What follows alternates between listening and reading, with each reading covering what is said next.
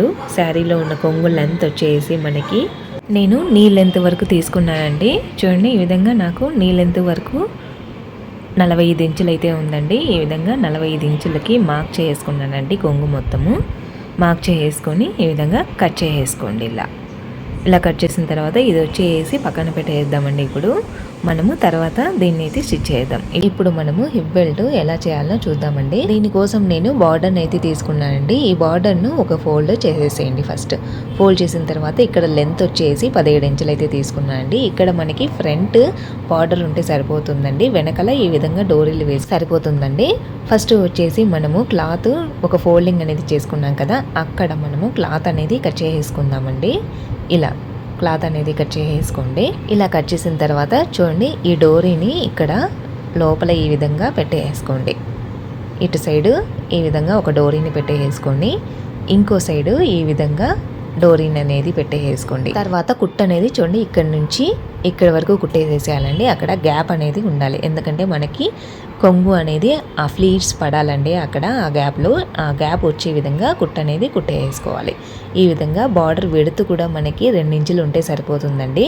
ఈ విధంగా 2 ఇంచులు పెట్టేసుకొని కుట్టు అనేది వేసేసుకోండి. ఇక్కడ క్లాత్ అనేది చూసుకోండి. ఫస్ట్ ఈ విధంగా నేను పెట్టిన విధంగా పెట్టుకొని కుట్టు అనేది వేసేసేయండి. తర్వాత రివర్స్ చేసినప్పుడు ఈ విధంగా మనకి కరెక్ట్గా వచ్చేయాలండి. ఇలా తిప్పిన తర్వాత దానిపైన కూడా ఒక కుట్టు అనేది వేసేసేయండి.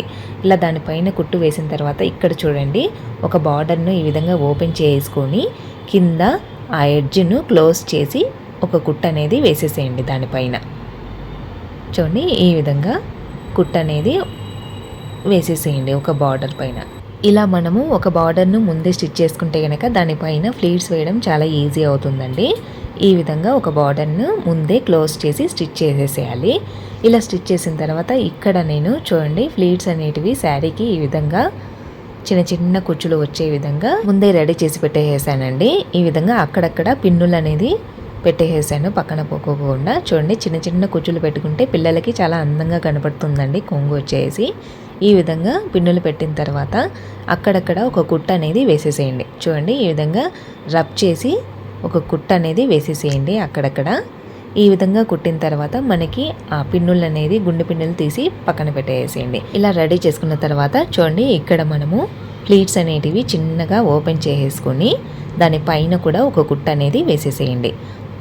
చూడండి ఈ విధంగా ఒక కుట్టు వేసిన తర్వాత 1/2 ఇంచ్ క్లాత్ ఉండి చేసి ఎక్స్ట్రాగా ఉండే క్లాత్నంతా కట్ చేసేయండి.